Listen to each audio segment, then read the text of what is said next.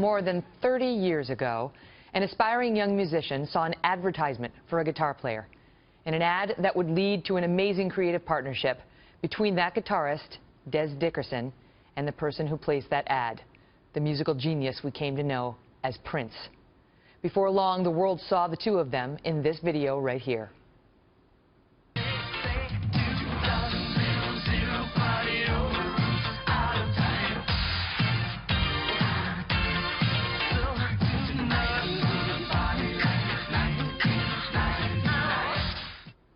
Joining me now, Dez Dickerson. He was Prince's first guitarist and partnered with him on some of his biggest hits. Dez, thank you so much for being here.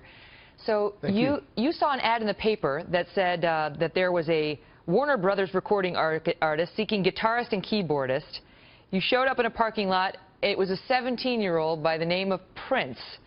Then what happened? Well, essentially, I was on my way out of town playing in my, umpteenth faceless local band to play a show in, East Crevice, Iowa somewhere. And the entourage was a little late getting there, so I asked if I could go up first. I auditioned for about 15 minutes. Prince and I went back out in the parking lot, had a brief conversation, and he called me the next week and the week after and the week after, and ultimately, one day his manager greeted me in the kitchen with a check, and I knew I had a job.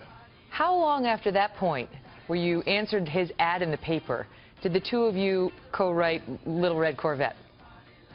Well, we didn't actually co-write Corvette, but we collaborated musically as members of the band for a number of years. We spent many hours jamming in rehearsals and sort of, exchanging musical ideas and the like. So what he did was make available the opportunity to play on some of the later records, like Little Red Corvette, like 1999. So on Corvette, I had the opportunity to play the guitar solo and do the background vocals and share the lead vocals on 1999. When you were making that music, which now we all know so well, but you were first exposed to before any of us, did you know it was special?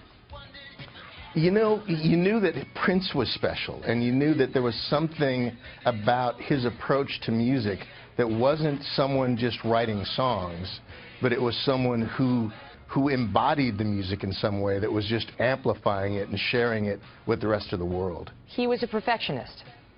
Absolutely, he was a perfectionist. And so are the rest of us. Did he hold everyone else around him to that standard? He had a knack for picking people who innately wanted that anyway, and then he definitely upheld a very high standard and relentlessly pursued perfection.